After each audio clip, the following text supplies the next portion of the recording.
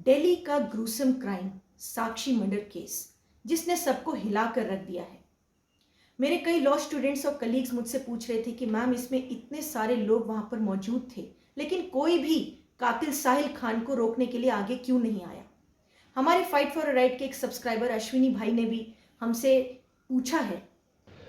कीर्ति मेरी बहन नमस्कार। आज एक जो न्यूज़ चल रही है चैनल के ऊपर साक्षी का कत्ल, वो बंदा इतने बेरहमी से एक लड़की का मर्डर कर रहा है। पूरा समाज उसके आसपास से निकल के जा रहा है।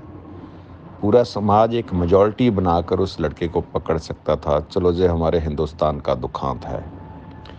हमारे हिंदुस्तान की ये प्रॉब्लम है, अगर 10 लोग एक जुल्म करने वाले को पकड़ के मारते हैं तो उल्टा हमारी गवर्नमेंट उसके ऊपर केस बना देती है। लोग इस चीज़ से भी डरते हैं। बहुत ही रेलिवेंट सवाल हमारे सब्सक्राइबर अश्विनी भाई ने यहाँ पूछा है,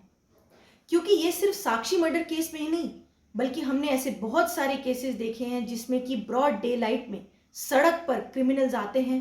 और मर्डर करके चले जाते हैं। आप लोगों ने न्यूज़ में भी ऐसे कितने केसेस देखे होंगे, सुने होंगे।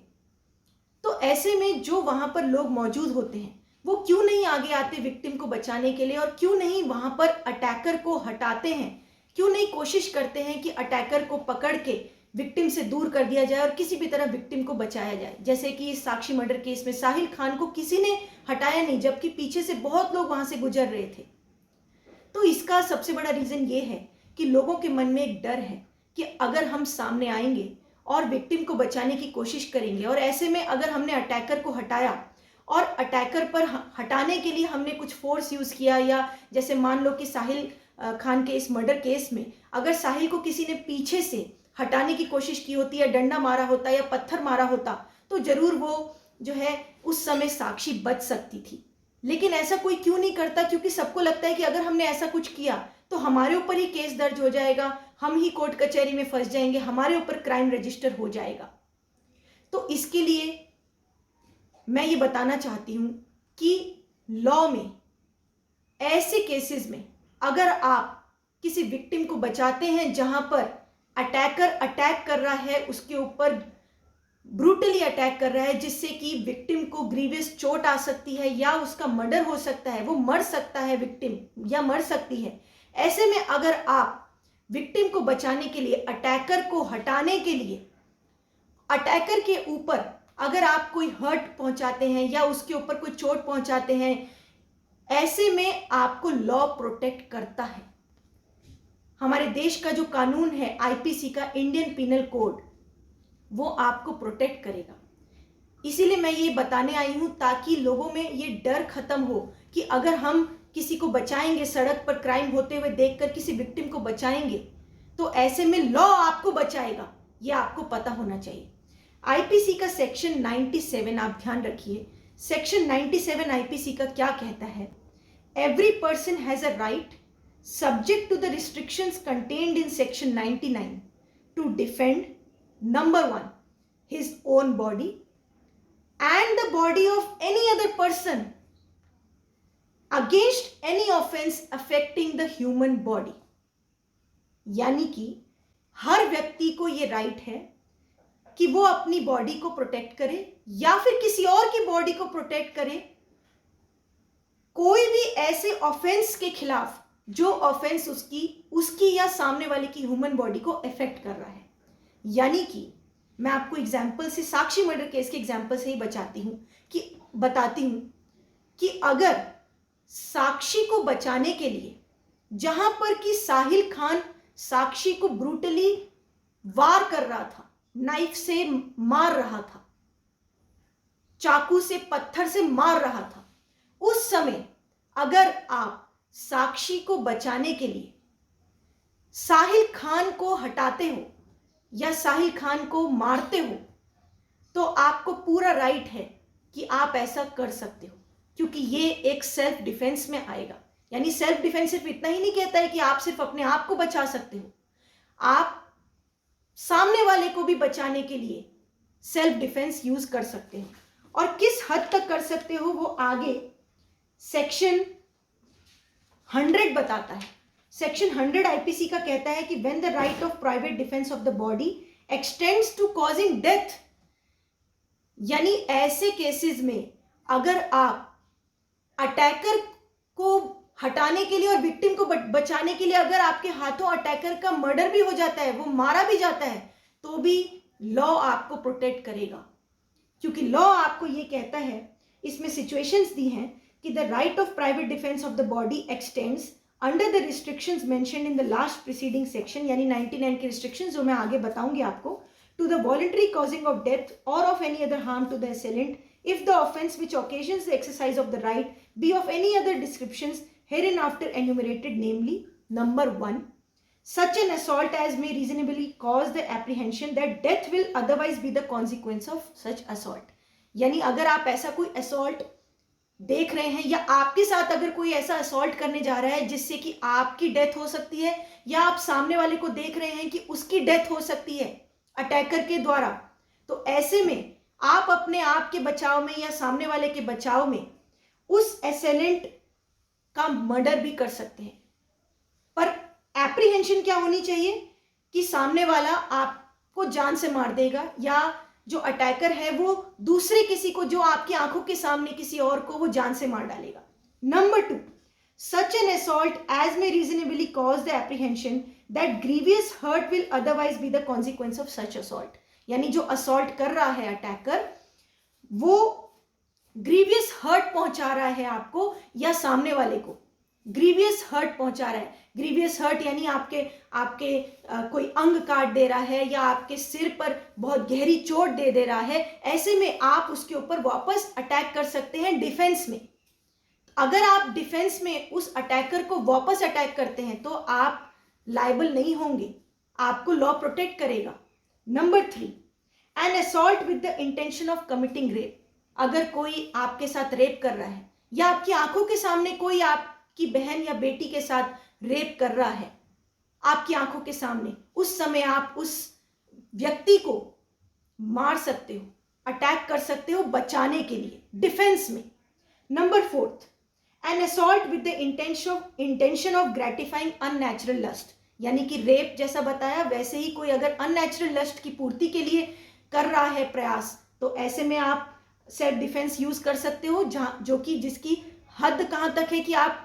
अपने आप को या उस सामने वाले विक्टिम को बचाने के लिए उसको, अगर आपके हाथों उसका मर्डर भी हो जाता है तो लॉ आपको प्रोटेक्ट करेगा। Number 5, N assault with the intention of kidnapping और एब्डक्टिंग, यानी कि अगर कोई आपको किडनैप करने की कोशिश कर रहा है या आपके सामने किसी को किडनैप करने की, एब्डक्शन करने की कोशिश कर रहा है, तब ये राइट आपका आएगा। 6, N assault with the intention of wrongfully confining a person under circumstances which may reasonably cause him to apprehend that he will be unable to have recourse to the public authorities for his release, अगर कोई आपको बंदी बनाने की कोशिश कर रहा है, wrongfully confined करने की कोशिश कर रहा है। और 7th जो कि बाद में अमेंडमेंट के बाद ऐड हुआ है निर्भया केस के बाद, जिसमें है कि an act of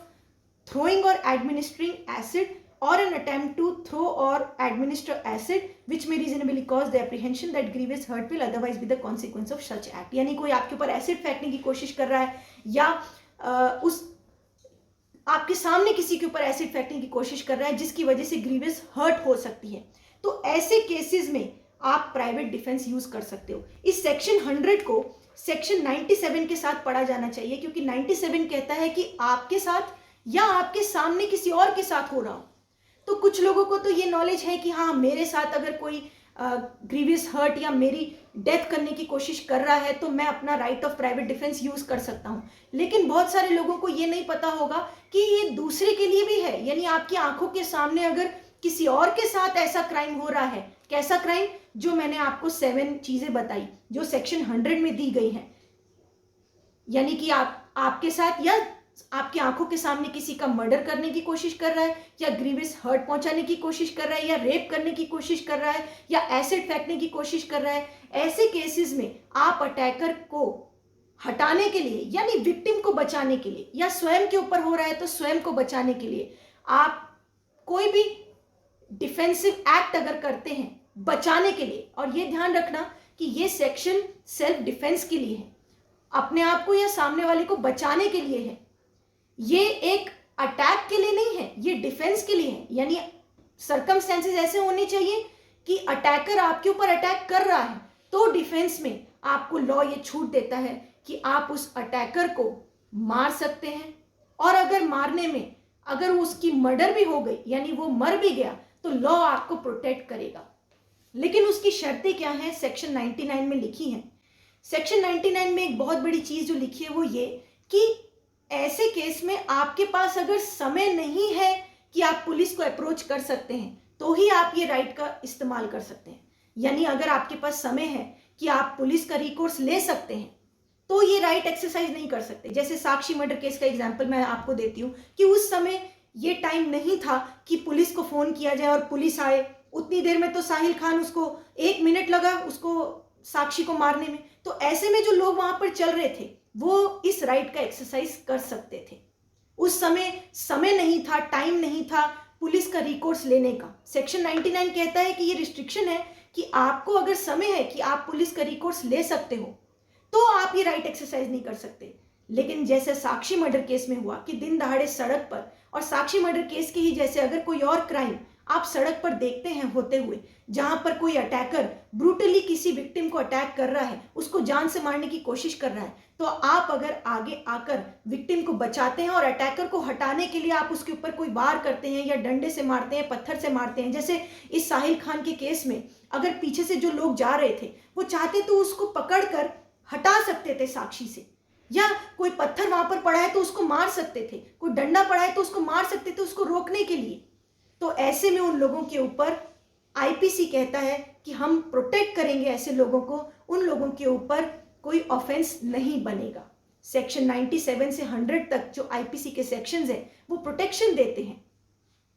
और सेक्शन 99 में एक और जो रिस्ट्रिक्शन दी है वो ये दी है कि आपका जो डिफेंसिव एक्शन होना चाहिए वो प्रोपोर्शनेट होना चाहिए। यानी कि अगर कोई अटैकर आपके ऊपर कोई अटैक कर रहा है, लेकिन मान लो कोई बिना वेपन के आपके ऊपर अटैक कर रहा है, आपको मार रहा है, हाथ से मार रहा है, तो अपने आप को बचाने के लिए आप उसको हाथ से ही मारेंगे। लेकिन अगर आप ऐसे केस में उसके ऊपर गोली चला दें या चाकू से उसको मर्डर कर दें, तब ये right of private defence extend कहलाएगा। यानी आपने एक्सटेंड कर दिया अपना राइट ऑफ प्राइवेट डिफेंस और आप डिफेंस करने वाले नहीं बचे, आप खुद अटैकर हो गए, क्योंकि यहाँ पर प्रोपोर्शनेट नहीं है। तो ये कुछ रिस्ट्रिक्शंस हैं जो कि इसलिए बनाई गई है ताकि ये जो राइट दिया गया है इसका मिसयूज भी ना हो। लेकिन पर्टिकुलर जहां पर इस तरह की क्राइम जैसे कि साक्षी मर्डर केस है और जो हमारे सामने ये आज सवाल उठा है कि क्यों नहीं वहां पर मौजूद लोगों ने प्रोटेक्ट किया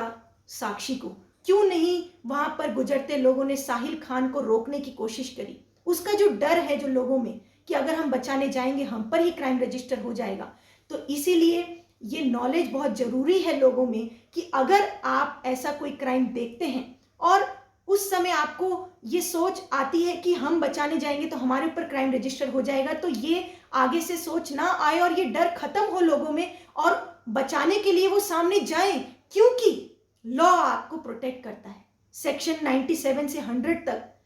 जो कि मैंने अभी आपको एक्सप्लेन किया, ये आईपीसी सेक्शंस के अनुसार आपको क्रिमिनल नहीं माना जाएगा, आपके ऊपर जो है ऑफेंस रजिस्टर नहीं होगा, क्योंकि ये आपने सेल्फ डिफेंस में या सामने वाले के डिफेंस में, सामने वाले विक्टिम को बचाने के लिए आपने वो अटैक को बचाने के लिए आपने आरोपी पर वार किया है। दूसरा डर जो लोगों में आता है कि अगर हम बचाने जाएंगे तो हमारे ऊपर अटैक हो जाएगा। ऐसा भी कुछ लोगों के, जैसे मान लो कोई कमजोर दिल का है या कोई सोचता है कि मैं तो बचा नहीं सकता हूं, या वो खुद ही डर जाता है। मान लो कई लोग होते हैं जो कि खुद डर जाते हैं, खुद वो पैनिक में आ जाते हैं। तो ऐसे लोगों के लिए क्या करना चाहिए, ऐसे लोगों को क्या करना चाहिए अगर आप सड़क पे क्राइम देख रहे हैं तो ऐसे में अगर आप बचा नहीं सकते हैं विक्टिम को, अटैकर को आप हटा नहीं सकते हैं, तो ऐसे में आप इतना तो कर सकते हैं कि आप शोर मचा सकते हैं। ऐसे में आप शोर मचाइए, हल्ला मचा दीजिए। हल्ला मचाने से क्या होगा कि अटैकर का कॉन्फिडेंस लो होता है, उसका मॉरल डाउन होता है, और हल्ला मचाने से जो और लोग वहां पर मौजूद हैं एटलीस्ट उनमें जोश आएगा कि जो बचा सकता है या जिसके अंदर ऐसी ताकत है कि वो आगे जा सकता है, तो वो कम से कम साहिल को हटा लेता। अगर मान लो कि वहां पर इतने लोग थे, उनमें से लोग जो नहीं बचाने जा सकते वो कम से कम शोर मचा देते, हल्ला मचा देते, तो नंबर 1 क्या होता कि साहिल का मॉरल डाउन होता। नंबर 2 जो और लोग मौजूद हैं, क्या पता उनमें जोश आ जाता कि वो सारे मिलके जो है साहिल को पकड़ लेते, तो कम से कम साक्षी की जान तो बच सकती थी। पहले ही साहिल ने जो पहला अटैक किया नाइफ से, उसी समय जो अगर लोग साहिल को पकड़ लेते पीछे से या उसको रोकने के लिए कम से कम उसके ऊपर कुछ वार कर देते, क्योंकि ये सेक्शन आपको कहता है कि आप ऐसे में वार कर सकते हो अटैकर के ऊपर। तो आगे से कभी आप सड़क पर ऐसा ब्रूटल क्राइम होते देखें जहां पर कोई अटैकर विक्टिम को ब्रूटली अटैक कर रहा है, यानी जान से मारने की कोशिश कर रहा है, तो ऐसे में आप अटैकर को वार कर सकते हैं और अटैकर को हटाने के लिए, विक्टिम को बचाने के लिए उस अटैकर पर आप वार कर सकते हैं। और सेक्शन कहता है आईपीसी का कि अगर ऐसे में आपके हाथों क्राइम हो गया, यानी आपके हाथों उसका मर्डर हो गया या उसको ग्रीवियस हर्ट पहुंच गई, किसको, अटैकर को, तो लॉ आपको प्रोटेक्ट करेगा। इसीलिए ये नॉलेज बहुत इंपॉर्टेंट है, ताकि ऐसा कभी दोबारा अगर आपके सामने क्राइम हो तो आप विक्टिम को बचाने के लिए सोचे नहीं और तुरंत विक्टिम को बचाने के लिए सामने आए। जो क्राइम में जो इतनी बढ़ोतरी हो रही है, इसके लिए जो सरकार ने चेंजेस करने चाहिए, जो कि कानून में चेंजेस होने चाहिए, जो कि पुलिसिंग में बदलाव होना चाहिए और क्रिमिनल जस्टिस सिस्टम में बदलाव होना चाहिए, वो तो हमने अनेक बार बात की है। और मैंने खुद इसके ऊपर पीआईएल भी डाली थी सुप्रीम कोर्ट में, जिसमें ऑनरेबल 3 जजेस बेंच ने मेरे सुझावों को गृह मंत्रालय को भेजा और गृह मंत्रालय ने मुझे रिप्लाई में कहा कि हम आपके सुझावों पर काम कर रहे हैं, जिसमें मैंने ऐसे बहुत सारे सुझाव दिए हैं कि ऐसे क्राइम्स को रोकने के लिए हमारे क्रिमिनल जस्टिस सिस्टम में क्या बदलाव होने चाहिए, कि क्रिमिनल क्राइम करने से पहले 100 बार सोचे। इसके ऊपर मैंने कई वीडियोस भी बनाई हैं जो कि हमारे इस चैनल पर मौजूद हैं, आप जाकर उनको देख सकते हैं। लेकिन समाज का क्या कर्तव्य बनता है, हमारा क्या कर्तव्य बनता है कि हमारे सामने अगर कोई क्राइम हो रहा है तो उस समय हम चुप ना रहें, हम उस समय विक्टिम को बचाने के लिए आगे आएं। उसके लिए नॉलेज बहुत जरूरी है, क्योंकि वो एक डर होता है लोगों के अंदर कि अगर हम सामने आएंगे तो हमारे ऊपर ही क्राइम रजिस्टर हो जाएगा। जैसा कि हमारे एक सब्सक्राइबर ने, अश्विनी भाई ने जो क्वेश्चन पूछा था, तो मुझे लगा कि मैं ये जवाब आप सबको दूं, जिससे कि आपके सामने अगर कोई ऐसा ब्रूटल क्राइम हो रहा है तो आप दोबारा कभी ऐसी कोई साक्षी मौत के घाट न उतर पाए, कभी कोई साहिल खान दोबारा किसी साक्षी का ऐसे ब्रूटली मर्डर ना कर पाए। और पहले ही वार में अगर कोई सड़क पर क्राइम हो रहा है, पहले ही वार में अगर हम लोग उस क्रिमिनल को पकड़ लें, और पकड़ने के बाद जरूरी नहीं कि अगर मान लो कि वो क्रिमिनल को आप पकड़ के पुलिस के पास पहुंचा सकते हैं तो वेल एंड गुड, तब आपको जरूरत नहीं उसको मारने की। लेकिन अगर जरूरत पड़े उसको रोकने के लिए, उसको मारने की भी जरूरत पड़े तो मार सकें, क्योंकि लॉ ऐसा कहता है कि ऐसे ब्रूटल अटैक में जहां पर किसी का मर्डर कर रहा हो, कोई डेथ कर रहा हो, कोई ग्रीवियस हर्ट कर रहा हो, कोई किसी बहन बेटी का रेप कर रहा हो, तब बचाने के लिए आप सोचे नहीं, और क्योंकि लॉ आपको प्रोटेक्ट करेगा।